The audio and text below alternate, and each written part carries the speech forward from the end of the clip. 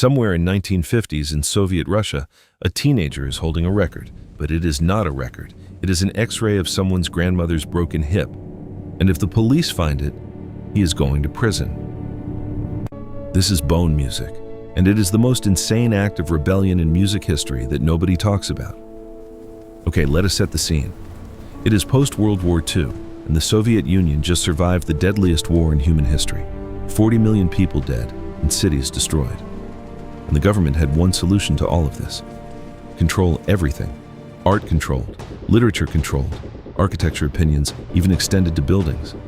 Music absolutely 100% controlled. See, Stalin and his guys had this idea called socialist realism, which sounds like a philosophy, but it was basically make art that makes us look good.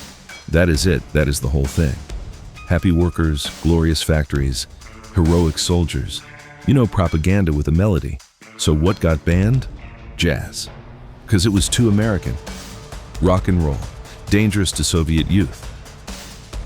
Tango. Apparently too romantic. And here's the wild part. Even Russian music was banned. If the singer had left the country, emigrated, escaped, their music was gone.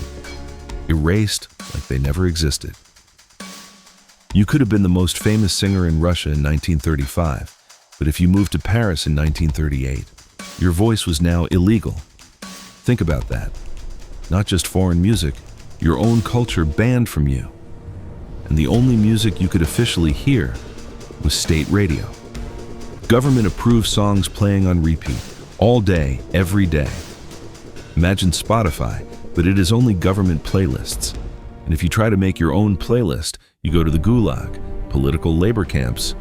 But here's the thing about human beings. You can ban a song. You cannot ban the need for it.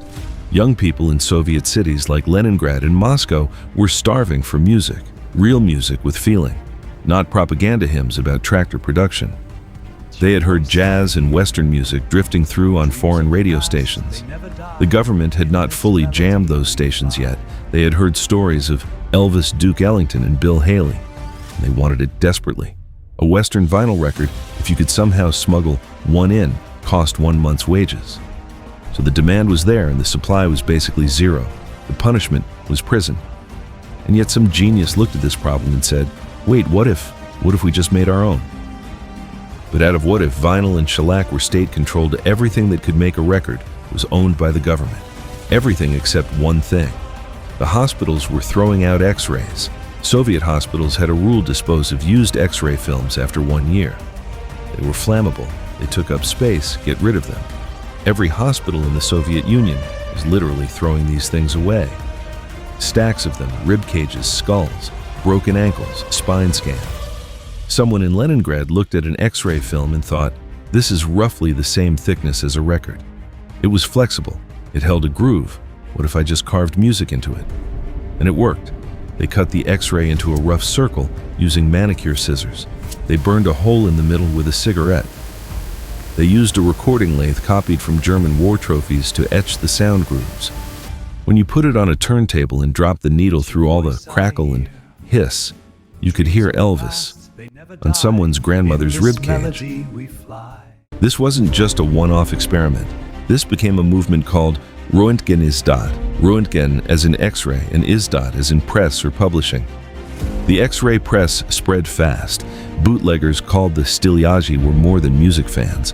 They were the coolest and most dangerous subculture in the Soviet Union. They dressed in Western clothes and danced. In a country where everyone dressed the same, looking different was an act of rebellion, and the music was their oxygen. The network grew into dealers, distributors, and customers. Millions of bone records circulated by the mid-1950s. You could buy Duke Ellington pressed onto a stranger's lung scan for a few rubles or a bottle of vodka. It is possibly the most metal way to listen to jazz ever. Two men took this to another level, Ruslan Bogoslowski and Boris Taygin.